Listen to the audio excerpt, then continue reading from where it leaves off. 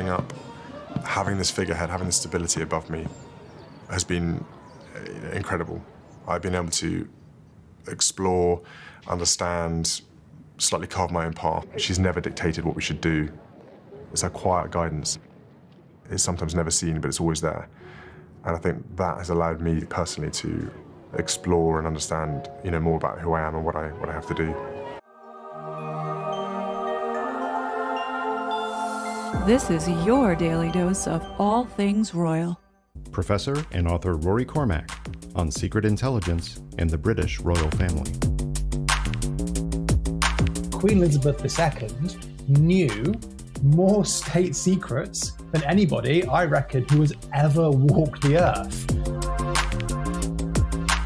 Victoria, she was not only an intelligence chief in a way, she was also an intelligence analyst. When the Prime Minister would bring her some materials, she would sit next to him and they would look at it and she would help him analyse. She knew the intricacies of European politics better than most people because they were her family.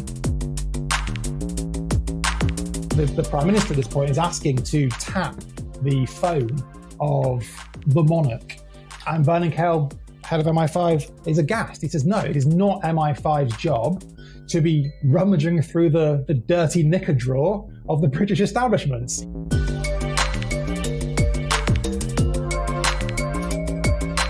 Rory, thanks for joining me on Chatter today. Absolute pleasure. Thanks for having me.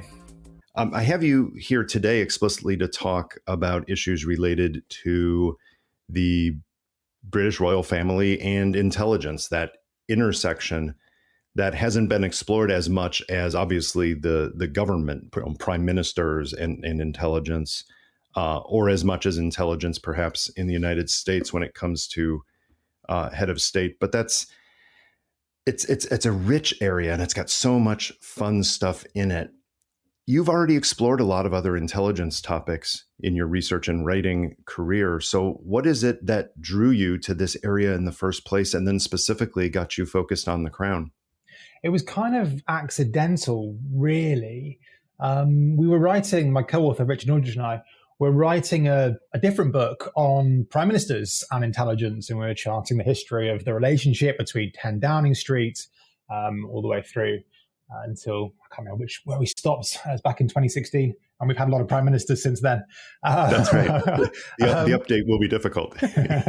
And then there was this couple of paragraphs in one of the early chapters around the abdication of Edward VIII back in 1936. Edward VIII was being spied on. And then we moved on because the book wasn't about the royals. And afterwards we were thinking, hang on, this is a bit strange. We've got the monarch, the head of state, being spied on. Is this normal? Is this a thing?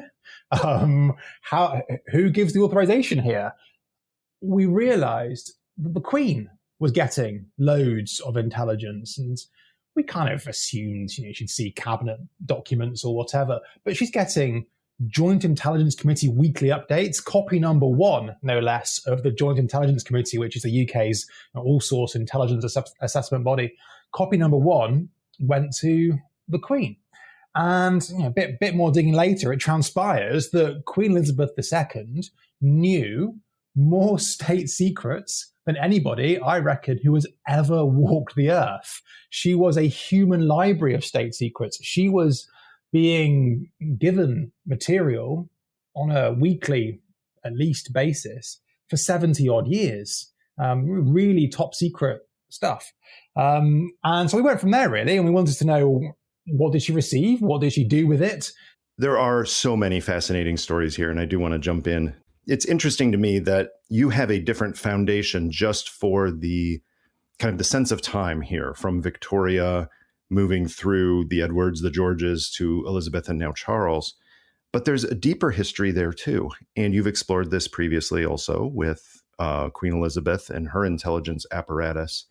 And it raises a big question for anyone in the United States in particular looking at this, which is, what is the actual constitutional role of the monarch when it comes to foreign policy and intelligence, and relationship with, Her Majesty or His Majesty's government at any given time? What are the parameters of what the queen or now king can do?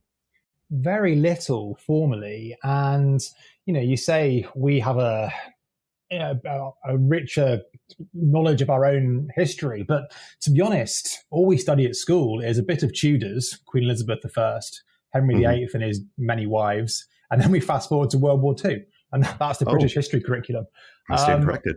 I had assumed, wrongly, that all the Queen did was cut ribbons, shake hands, open Parliament. Ceremony.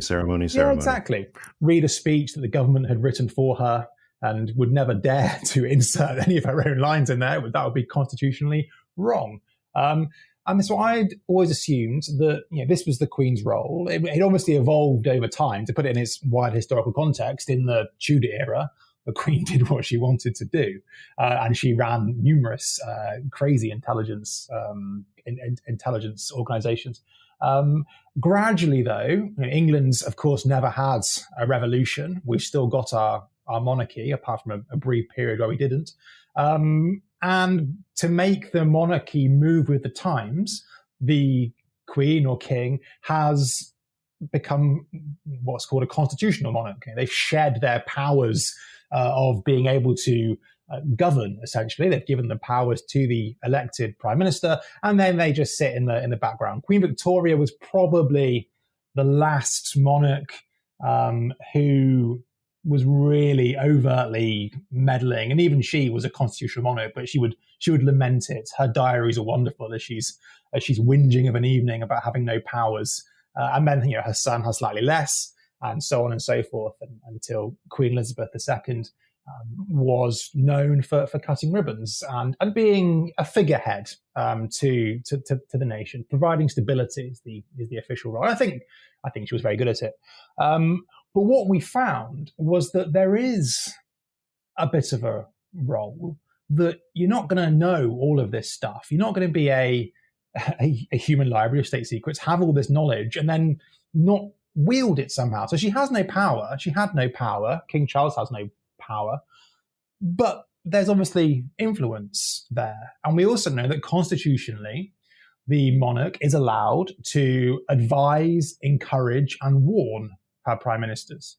And that's perfectly constitutionally okay. She meets the prime minister once a week, where she can advise, consult, encourage, and warn.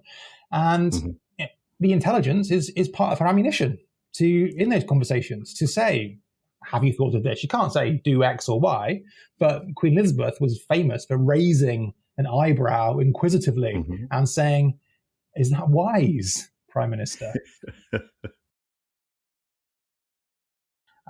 And it wasn't until really Queen Victoria came to power that, I've used that phrase again, came to the throne, that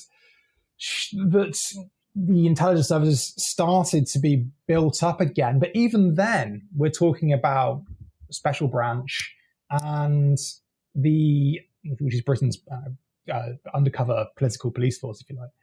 And even then, she had way better intelligence networks than the state.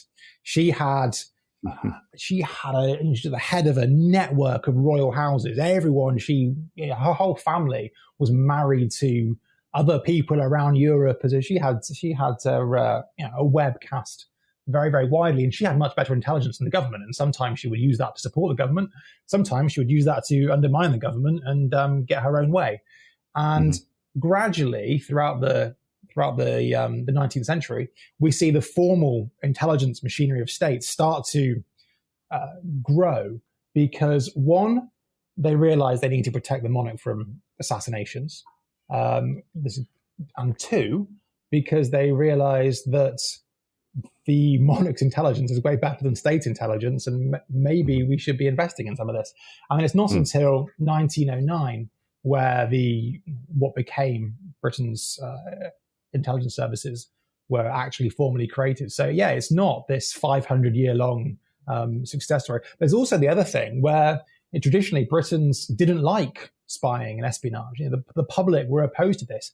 This surveillance was something that the Continentals did, the despots in France. That was the attitude, which was even stayed until Victoria's time. But gradually, obviously, things have shifted. Mm-hmm. Victoria, in a sense, set the stage for the modern relationship of the British government, the monarchy, and intelligence. But yet it was based on this almost amateurish way of collecting information that was pretty obvious to everyone. It was amateurish, and Victoria took advantage of this herself. When she was schooled in the arts of foreign policy as a teenager, she was taught how to do those kind of deception operations and feeding misinformation to adversaries, knowing that they would open your mail. So therefore, you would write what you want them to know or what you want them to think. So she was well aware of this. But at the same time, there does seem to be a bit of amateurishness and a bit of naivety, because the most prominent family member during this period was her daughter, Vicky. Vicky married the Crown Prince of Prussia, and so, as you mentioned, had a ringside seat to the rise of Prussia, the rise of Bismarck, all of the various smallish wars that were going on in Europe at the time, and was providing lots and lots of intelligence back to her mother. I think what's interesting is intelligence for them was much, much broader than we might think of it now. So Vicky's letters back to her mother would include how her husband's feeling, how are the cats, what's the tittle tattle between the servants or whatever, and then she'd throw in a line about Prussian mobilization on the border. It was all very right. It was the mixture of personal and politics, I think, was quite striking. But it wasn't until good few years of her doing this that Bismarck seemed to get wind of it, and then he did gradually freeze her out, because she was, to be fair, a spy for the English. So she did get frozen out, but for a long time she had access, and Bismarck let her get away with it. And even when he found out, and you mentioned froze her out, that's a different reaction than you might expect today, when you could almost see people being arrested for treason, regardless of who they're related to. We're so used to, when we look at intelligence as a historian or from a historical point of view, we're now trained to look at institutions.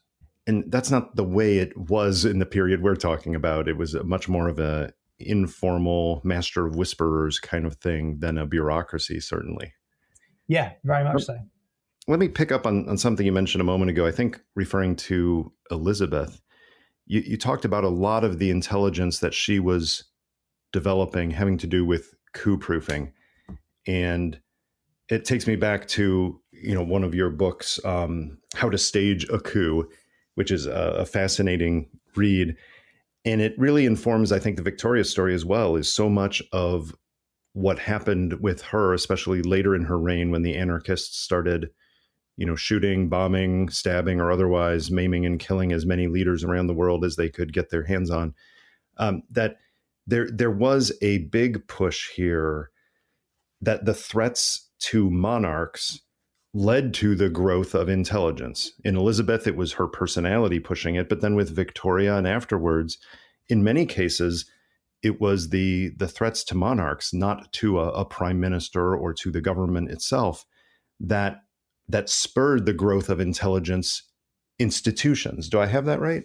Yeah, and bear in mind that these monarchs are her relatives as well. This is her family that's being assassinated by anarchists. Right. And even when it's not her direct family, it's still kind of kinship of monarchs. They're in the same boat, and Victoria is constantly lobbying the prime minister, successive prime ministers, to do something about this. That it's not good enough that there's no proper protection. And the turn of the century, when the anarchist threat was at its height, there was discussions around intelligence sharing across the continent, which was an alien prospect before then. And you can see the Queen in the background, in the margins, pushing for trying to shape some of these diplomatic discussions, because once again, it comes back to this core point that for her, it's both personal and political. This is her family, this is her life, this is her dynasty, and as well as being the head of state and security. The argument that you're not allowed to know about what the Queen's up to is because she's it's personal matters. When actually a lot of it is diplomatic matters, and those blurred lines, I think, are super important. Also, if I have it right, in Victoria's reign, at least it's the first monarch that I'm familiar with starting to get the so-called red boxes, and I think so-called because at least at one point, maybe still they were red. These are the boxes delivered to the palace with official papers. Now, in Victoria's era, that was largely government papers and things of that sort, not technically secret intelligence documents, because there was no such intelligence apparatus to classify something. But Victoria was receiving what now we would consider secret information from the government, right? Yeah, she totally was. And the image of her sitting at her desk with a prime minister, as she often did, poring over the latest secret material or insights from a particular human source on the continent. And she would actually be helping the prime minister to interpret some of this intelligence. She was not only an intelligence chief in a way, she was also an intelligence analyst. She knew the intricacies of European politics better than most people because they were her family. And so when the prime minister would bring her some material saying, a source in country X has told us that, she would sit next to him and they would look at it and she would help him analyze what it meant, what the implications of British policy were. And I just find that image just utterly remarkable. She guarded that quite closely. She wouldn't give a key, for example, to her husband, Prince Albert, until she got pregnant. And then gradually she couldn't keep on top as much as she wanted to when she was very heavily pregnant.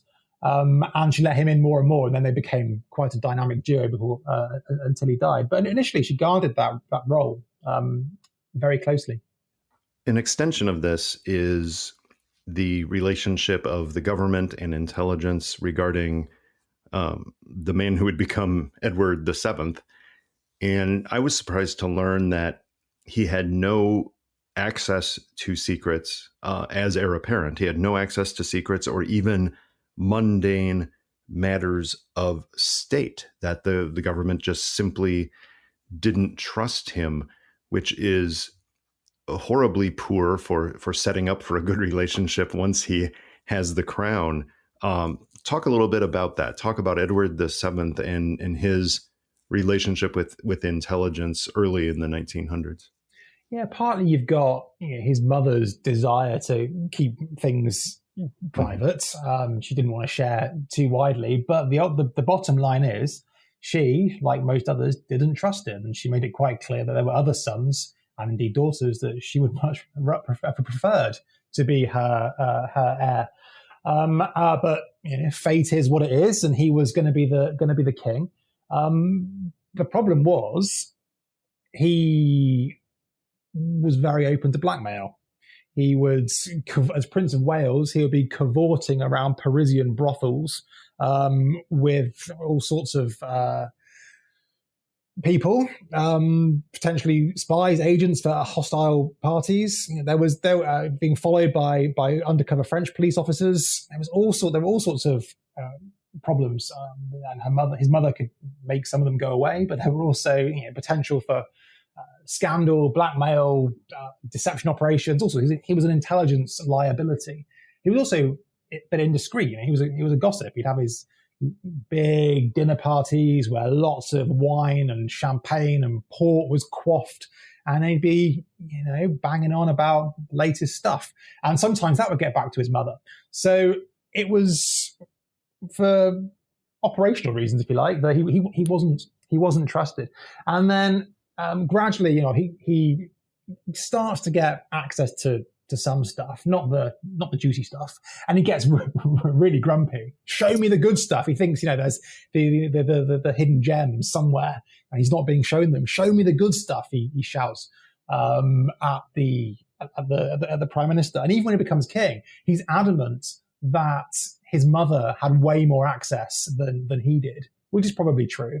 And he's adamant that his mother had way more influence than he did, which again is probably true, but largely because she was on the throne for half a century and he hadn't. You build up a lot more when you're that experienced. But he was quite grumpy. He felt hard done by, and gradually, first of all he developed his own private spheres. He followed his mother's route there. He started to pick out people in the military, people in government who he was friends with, and they'd start to pick up tidbits there.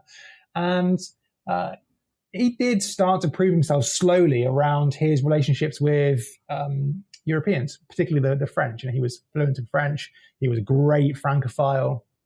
And some of his discreet diplomacy was quite influential, I think, in setting some of the alliances before World War I. But it certainly came from very unhappy start where he wasn't trusted and he had no access. That's so interesting because it parallels in some sense the experience with his second son who became George V. That starting out with not much in terms of expectations, but then growing into the role as it comes to intelligence and appreciating its role. I think you had a quote from George from the early 1900s where he captured this well.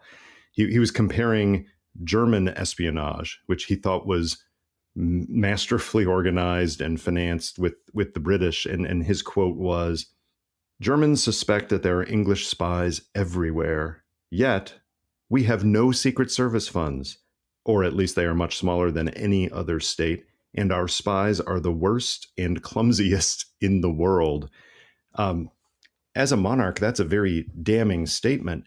And yet, during the First World War, British did pretty well pretty quickly from such a slow start. Talk a little bit about George's relationship with intelligence and how digging into the papers and the resources around him gave you an impression of him as an intelligence consumer and operator.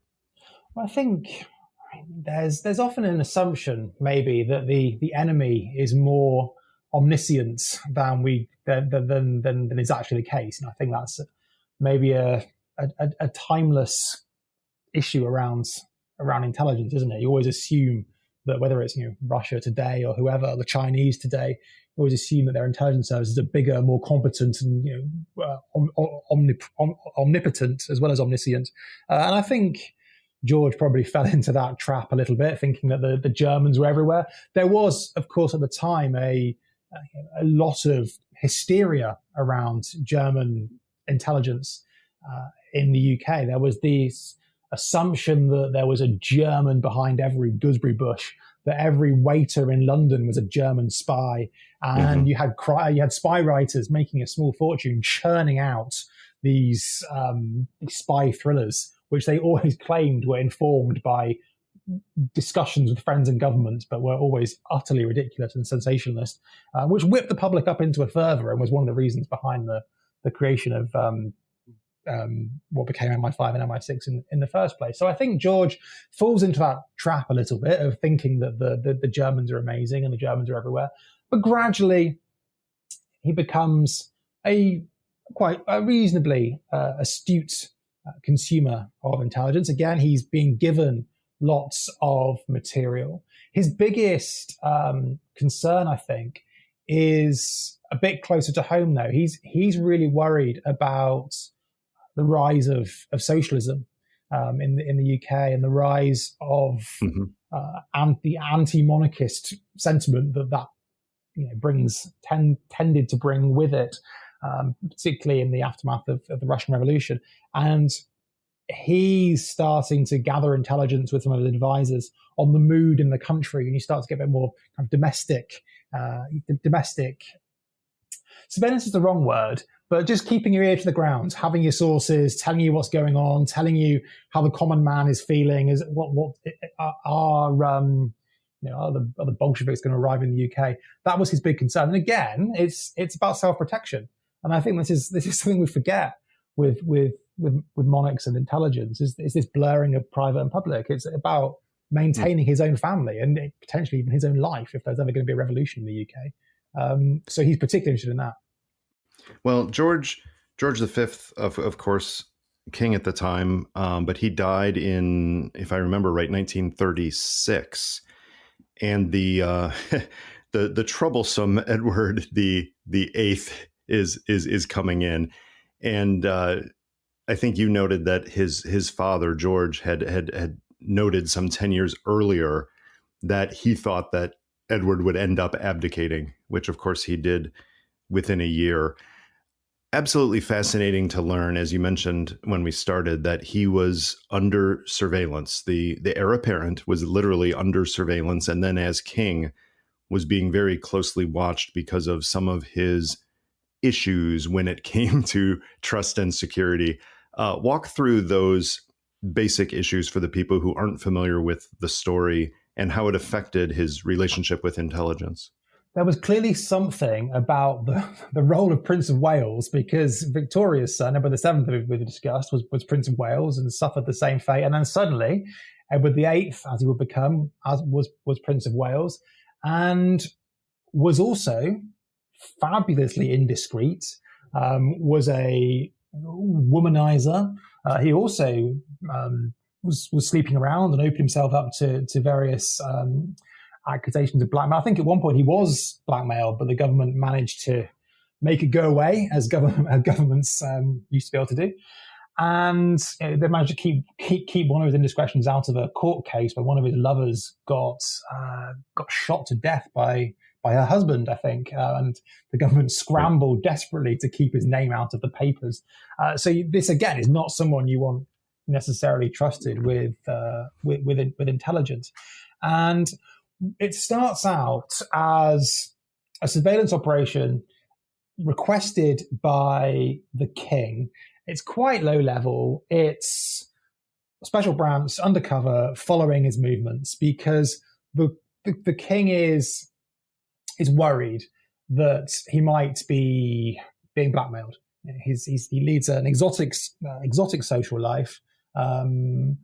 We know that he just bought a mystery woman some very expensive diamond necklaces, and the king's worrying about the monarchy, the dynasty. This isn't security. It's not about Nazis and all that kind of stuff yet. It's about, we need to know what Edward's up to, and if he's going to cause a scandal, a political scandal, a family scandal. So the king and the prime minister authorized special branch to follow. They learn that Edward is having an affair with a married woman, famously the American divorcee Wallis Simpson, and then they learn that Wallis Simpson is also having another affair. So they're following her, trying to work out who she's sleeping with, worrying it might be a Nazi. And this is where the stakes start to get a bit more serious. But they're relieved to learn that it wasn't the Nazi ambassador to the UK. It was actually a second-hand car salesman by the name of Guy Trundle, who the police found. And that's actually an improvement, yeah. Exactly. He was apparently a very good dancer, according to the surveillance officers. But she was having contact with the Nazi ambassador, Ribbentrop. And we see this gradually ramp up. MI5 become a bit concerned. The upper echelons of MI5 become a bit concerned. The police are happy to do this, but once the surveillance gets ramped up and they start talking about tapping phones and that kind of thing, that's now MI5 territory, and that's serious. That's a serious request. We know that the head of MI5, Vernon Kell, said, "No, goodness me, no. I'm not. I should add. This is after King George had died and Edward had become the king, which ramps it up even more. So the prime minister at this point is asking to tap the phone of the monarch, and this is a huge deal. And Vernon Kell, head of MI5, is aghast. He says, "No, it is not MI5's job to be, I paraphrase, rummaging through the dirty knicker drawer of the British establishments. This is personal affairs. I don't care who he's sleeping with. This is an inappropriate use of intelligence. But he actually gets convinced by his board of deputies, because they argue there is a serious security point around this. First of all, is the worries about the impending abdication. He has insisted that he will marry Mrs. Simpson no matter what. This raises constitutional issues. It raises potential security issues, because there's still question marks about his and her affection towards German and Italian fascism. And it also raises concerns about the potential of King Edward dismissing the government and there being some sort of right-wing coup, bringing in what was then called the King's Party, protests, civil unrest. So Byrne and Kell, MI5, think, okay, this is security. This is serious. And he authorizes a guy called Tar Robertson, MI5 officer, who sneaks into Green Park in London behind the palace in the dead of night, puts a tap on the phone junction, and is able to listen in to calls being made from the king himself to Wallace Simpson, and also from the king himself to his younger brother, who would soon become George VI, and is feeding all this back to the Prime Minister. It's a quite remarkable episode of Prime Ministers and MI5 tapping the phones of the palace. The fact that the famous red boxes, they continued to go to Edward VIII despite these concerns, despite the monitoring that was going on. But there's some concern there too, because some of those red boxes were not returned for weeks on end. And I believe in some cases they were even lost, which perhaps they were not giving him the most sensitive secrets. But even then, any state papers being lost is not a good thing. Well, can you imagine? There was one night after one of his famous debauch parties in his luxury Fort Belvedere, where he said to, I think it was the American attaché or some American citizen, by the way, are you heading back via Downing Street? Can you carry this box of classified documents back and just drop it off? If you're going back by Downing Street, just drop it off for me. And the American just couldn't believe it. And when the British government learns of this, as you can imagine, they're horrified. They're also getting documents back with cup stains or with wine glass stains on them, on these documents. I mean, it's a staggering breach of security. So gradually, he gets given slightly less stuff for very good reason. Now, after his abdication with George VI, he also received these red boxes and got the intelligence information. But I think the process improved a bit, because my understanding is that he got the secrets, but they were delivered to him, and the person delivering them would wait in the room or outside the room, and then secure the materials and make sure that they were not roaming around. So I think there was some institutional lesson learned there, right? There was, because at the end of the day, he was his brother's brother. And George VI, I mean, we forget this today. He's remembered, at least in the UK, as the war monarch, as the wartime leader who saw us through Britain's darkest days, which he eventually did. But we forget that early on in the war, before the war, he was an arch-appeaser. He was on Neville Chamberlain's side when Chamberlain signed the famous deal at Munich with Hitler. Who's on the phone straight away as Chamberlain's plane lands? It's George VI. He wants Chamberlain to come straight to the palace, man of peace, wants photo ops. He's not a Nazi. He has no Nazi affiliations or sympathies, unlike his brother, who I think did have some affection for all of that. But he was still an arch-appeaser. And so given the scandals or worries around his brother, given the fact that he's also an arch-appeaser, but for very different reasons, we should explicitly state, the intelligence services don't quite trust him.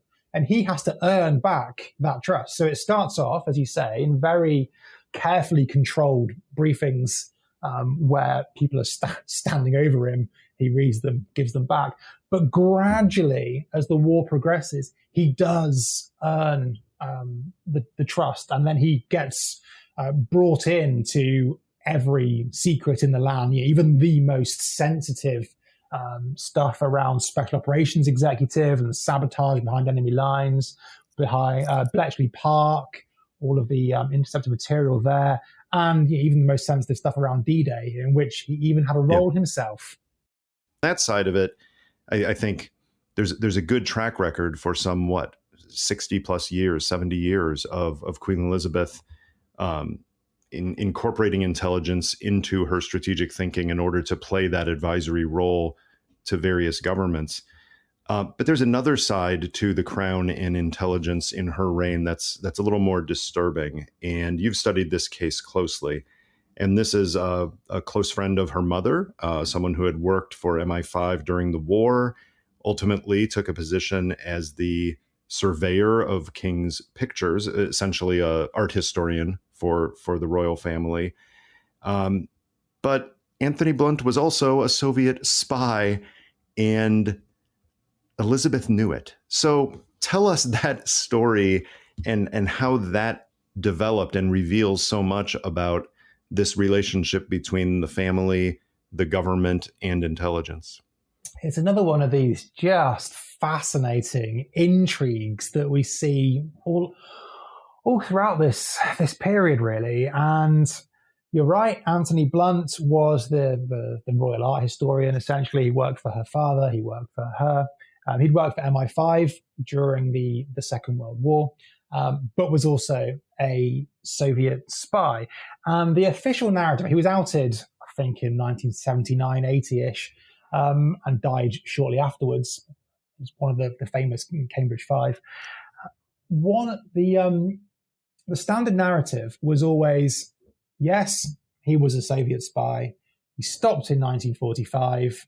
He might have had a couple of contacts still going on, but certainly by the early 1950s, he was done. He was working in the palace, and let's all move on with our lives.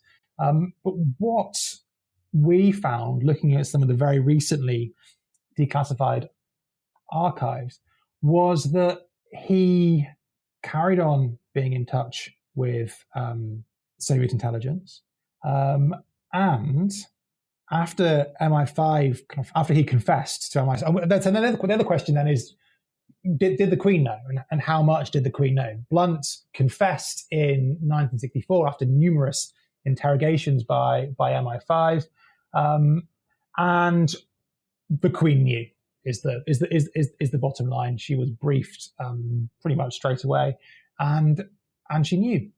They apparently kept a distance after that, as you would, but occasionally, Prince Philip would bump into him in the corridors as Blunt was taking people on tours of the artwork of the palace. Their paths crossed, but he carried on working there whilst also being an active informant, I suppose, for MI5, way after 1964, with the Queen's knowledge. Queen Elizabeth almost certainly had a better, deeper, richer understanding of intelligence over a longer period of time than anyone else alive near the end of her reign, simply because she'd seen it all. She'd been through it all. She'd had that experience, and many others, ranging from attacks on members of her family to her own role, in a sense, using the intelligence when she was, I'll put it this way, even though it's probably out of order, when she was deployed diplomatically. When in conversations with the government, she said, I want to travel to this place. And they said, yeah, if you do, be careful about this. Or in some cases, it almost seemed like the government would say, hey, it would kind of be useful if you traveled here and played this role. And there's no doubt that the intelligence helped her to do that, if not directly, certainly by giving her situational awareness and letting her know what some of those sensitive issues were, so that she could, in a sense, help the government and do no harm while abroad. Yeah, I mean, I'll give you two quick examples that I think are quite interesting stories. The first one was she was deployed in the mid 1950s by the Foreign Office. And I think, to be honest, I think deployed is a fair word. There was a particular Iraqi princess who had been saying mean things about Britain, and she was very young. She married into the Iraqi royal family. Iraq being a core ally of Britain and a way for Britain to extend its influence across the Middle East at the time, a very, very important country for the UK. And she had been saying nasty things. So the Foreign Office came to the Queen and said, look, would you mind discreetly taking her under your wing? Would you mind meeting her at Ascot, showing her a good time, have a cup of tea with her, and just gradually influence her, gradually help her see that Britain is good and benevolent, and for her to stop slagging us off, basically. And the Queen did it. She quietly acted as now I'm going to use a phrase, as an agent of influence with this Iraqi princess. They met at Windsor. They met after Ascot, and she worked her charm. Unfortunately, on this occasion, it was fruitless because the Iraqi Revolution happened very shortly afterwards, and the monarchy was no more. But there's a clear example of her being deployed. And I'll give you another quick example, if I may. We fast forward 15 years or so, and there's talk about the Queen going to visit somewhere behind the Iron Curtain. She's a bit right. She's a bit not entirely happy. Some of her relatives were murdered by the Russians as part of during their revolution, and it's not ancient history for her. But there are talks. The Russians want her to come, and I think it was Harold Wilson, the Labour Prime Minister. He thought, how can I use her here? Because the Russians had just arrested a British teacher for spying, for working for MI6, and he was being treated badly in a Labour camp. We wanted him back. We were going to swap him for some Russian spies, but that fell through. And so Wilson thought, can I dangle a royal visit in return for a spy swap? Kind of a royal spy swap, if you like. And she was up for it. He had a very discreet meeting with her. And she said, look, as long as it's really oblique, as long as you're not obviously using me as a Cold War pawn, then that's okay. And again, that ultimately didn't come to pass because of the Soviet invasion of Czechoslovakia, and diplomatic relations tanked. But Prince Philip did end up having a quite important trip, right? Wasn't it, if I recall right, it was based around some equestrian event, but it basically allowed that door to be open for that channel of influence. Yeah, so the Queen couldn't end up being deployed, even though she was willing to do it.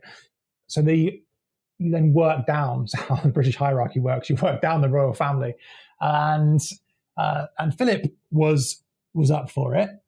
He did it as part of the International Equestrian Association. I think he was head of at the time, and it just creates this wonderful constitutionally blurry zone where he's going not as Prince Philip, not as the Queen's, not as the husband of the head of state, but he's going as the head of the International Equestrian Association, or whatever it was called.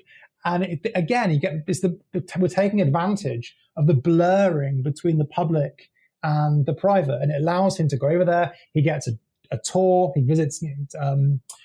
I think he visited St. Petersburg. Very heavy-handed KGB presence, as you can imagine. Soviet propaganda is running overdrive to try and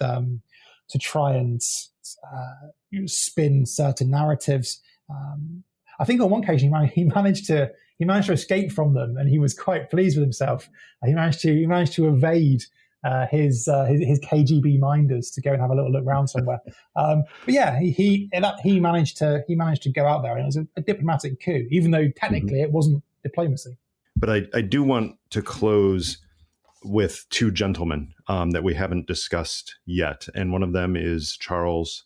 I still, in my mind, think Prince Charles, and that'll be hard to get over, but Charles III. So do I.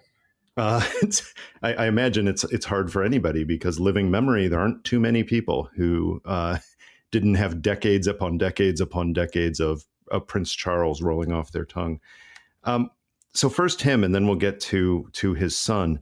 So we know relatively less about Charles and his use of intelligence now and how he receives it and his reaction, and even his interactions with intelligence than we do in some cases. And that points to an issue of research I wanted to ask you about. It's hard enough, as I've learned, researching official government records having to do with intelligence because of the sensitive nature of the material and some variances, and that's true in the UK as well as in the US. Researching the royals is even harder. Why is that, and how did you still get some of these amazing stories? It is ridiculously hard to do this, and like you, I come from intelligence history background, and we have our challenges in that world. But honestly, the royal family make MI6 look like WikiLeaks in comparison. It's just crazy. They are exempt from declassifications. They're exempt from Freedom of Information Act. All their papers are locked away inside Windsor Castle. Anything to do with the Queen was classified. Anything to do with her with her father was classified. Anything to do with Edward VIII is classified. And the National Archives in London they're a barren wasteland of material. And I'll give you a quick example. I mean, the Queen has this weekly meeting with prime ministers, and I found in the archives a file saying Queen's meetings with Prime Minister Harold Macmillan, and I did my little archive dance. I was so excited. I thought, oh my goodness, have they missed something? Is there something in here? And I opened it up, and it was one slip of paper, and it was the Prime Minister's secretary writing to the Queen's secretary saying, would you mind if the Prime Minister wears formal tails instead of a dinner suit tonight? And that was that. So how did we get these stories? A few ways. First, coming to your side of the pond, the American archives, whether it's intelligence or indeed royals, are more open than ours, and we found some of the juiciest materials actually in American archives. We also used private papers where something might have been overlooked by a government weeder. And I think one of my favorite stories from the whole book came from the private papers of a guy called Evelyn Shuckburgh, who was the chief diplomat in the specializing in the Middle East in the 1950s. And he'd written a book called Descent into Suez, and it was his memoirs of 1956. There is no mention of the Queen in the published version. But being the intrepid, nerdy historian that I am, I went to the private papers. I went to his actual diary and went through it. And in there, I saw a record from July 1955, I think it was, where he's describing a meeting with the Queen. He's saying, I went to the palace, I saw the Queen, and we were discussing a particular Middle Eastern leader who we didn't like, and we were talking about covert operations. And the Queen looked at me, and the Queen said to me, has nobody thought of slipping something in his coffee? And Shuckburgh's reaction is wow. One of shock. But I mean, that's an example of stuff that's available, but you've got to really, really hunt for it. Wow. That's amazing that did slip by whatever minders would review the publication of that, because it does stand out so much compared to other material that's available. Finally, William, we do know that Prince William did spend several weeks full-time, seconded in a sense to MI6, MI5, and GCHQ. So at least he's had some hands-on exposure. And he made some comments afterwards about, really now understanding what the Secret Services do and appreciating sacrifices they make. That seems to be a good sign for the future in terms of his appreciation of intelligence. But correct me if I'm wrong, we don't have any sense of whether he is getting red boxes and whether he is reading secret materials other than that to which he was exposed while on those visits. Yeah, we don't know. I assume he's not getting really secret stuff.